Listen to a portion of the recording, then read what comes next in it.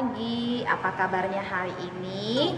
Pastikan hari ini baik-baik saja, tetap gembira, tetap sukacita. Nah, adik-adik yang ada di rumah, sebelum kita mendengarkan firman Tuhan pada pagi hari ini, yuk kita berdoa sama-sama. Lipat tangannya dan tutup matanya. Kita berdoa ya. Tuhan, terima kasih untuk kesempatan pada pagi hari ini kami boleh kembali mendengarkan kebenaran firman Tuhan. Mari Tuhan Yesus, Engkau yang menolong kami semua, amat terlebih anak-anak yang ada di rumah yang mengikuti ibadah melalui online. Kami percaya Tuhan Yesus yang hadir dalam setiap kehidupan kami semuanya, untuk kami boleh memahami kebenaran firman Tuhan yang akan kami sampaikan nantinya. Terima kasih Tuhan, biarlah anak-anak yang ada di rumah boleh tetap fokus dan boleh benar-benar mengikuti ibadah seturut dengan kehendak Tuhan. Terima kasih Bapa, kami serahkan pemberitaan firman Tuhan dalam nama Tuhan Yesus. Haleluya, amin. Nah, adik-adik yang ada di rumah, kali ini Kak Rosti mau membagikan suatu cerita. Nah, ceritanya adalah Tuhan Yesus membayar bea untuk bait Allah. Nah, bea itu adik-adik semacam artinya adalah pajak.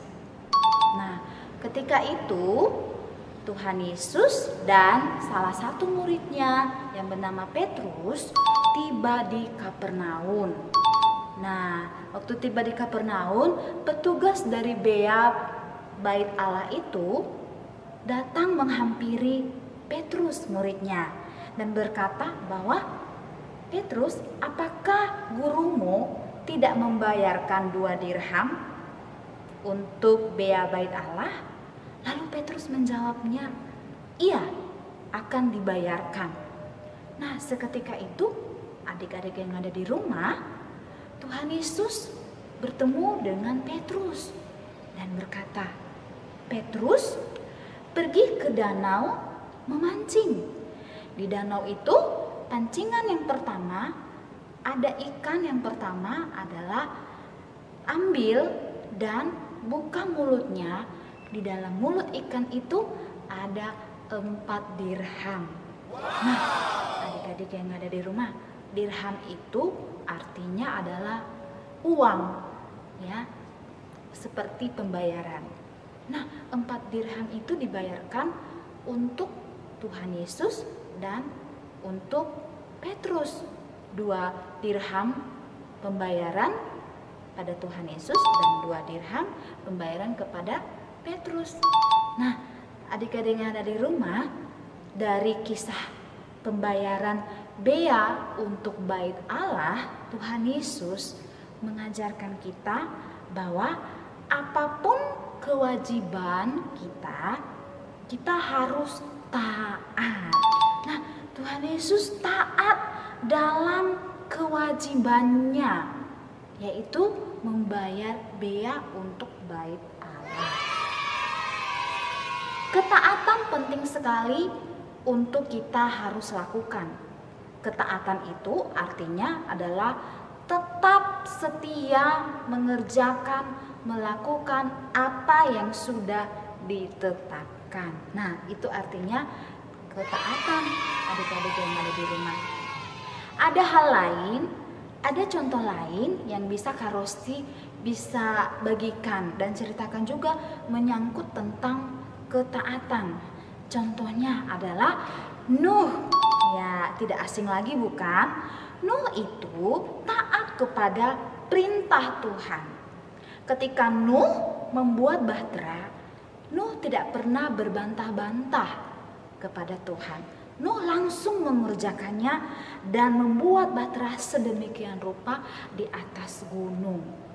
Nah, waktu itu adik-adik yang ada di rumah, orang-orang bahkan mengejek Nuh yang sedang mengerjakan bahtera itu. Tapi Nuh tidak mau tawar hati. Nuh tidak marah kepada siapa yang mengejek dia dalam ketika membuat bahtera. Nah, adik-adik yang ada di rumah, contoh yang kedua juga yang Kak Rosti bisa bagikan adalah ketaatan Abraham. Ya, Abraham juga taat loh adik-adik. Ya, kita bisa melihat lihat ketika Abraham juga memberikan atau mempersembahkan Ishak anaknya kepada Allah. Nah, Ishak dipersembahkan, Abraham tidak menolak sama sekali, langsung melakukan apa yang sudah diperintahkan oleh Tuhan kepada Abraham. Nah, udah 3 contoh yang membuat kita bisa mengerti tentang ketaatan, yaitu ketaatan Tuhan Yesus dalam kewajiban membayar atau memberikan pajak untuk bait Allah, dan yang kedua adalah ketaatan Nuh dalam membuat bahtera, dan yang ketiga adalah ketaatan Abraham ketika dia mempersembahkan Ishak anaknya. Nah, pertanyaannya adik-adik yang ada di rumah, ketaatan adik-adik sudah seperti apa? Sudahkah adik-adik taat melakukan kewajiban di rumah?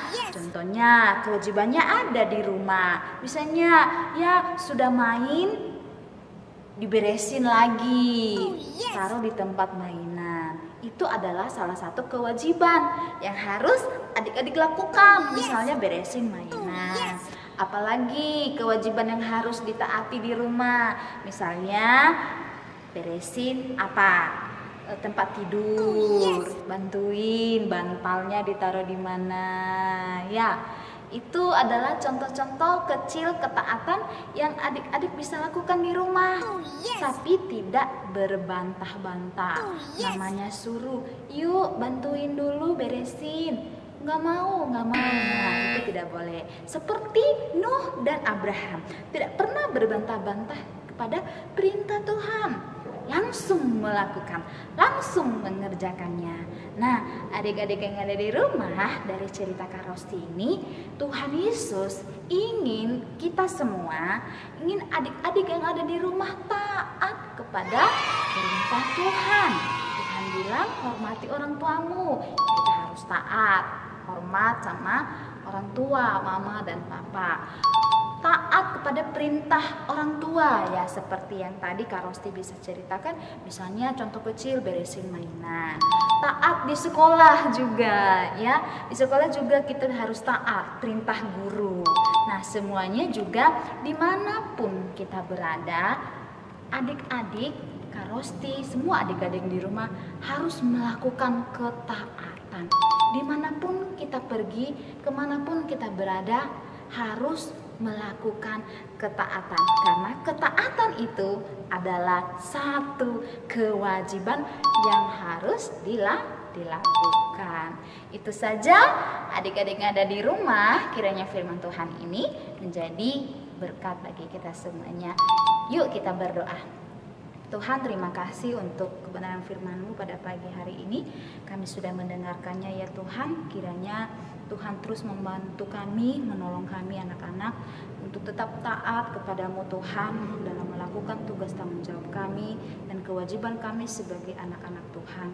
Terima kasih Bapa, kiranya Roh Kudus-Mu berkarya dalam hati kami semuanya, sehingga kami boleh berkenan di hadapan-Mu. Firman-Mu Tuhan menjadi kekuatan baru dalam kehidupan kami. Kami bersyukur dan kami sudah menerimanya dalam nama Tuhan Yesus. Haleluya, amin. Dah adik-adik, sampai ketemu kembali. Tetap semangat, tetap sukacita.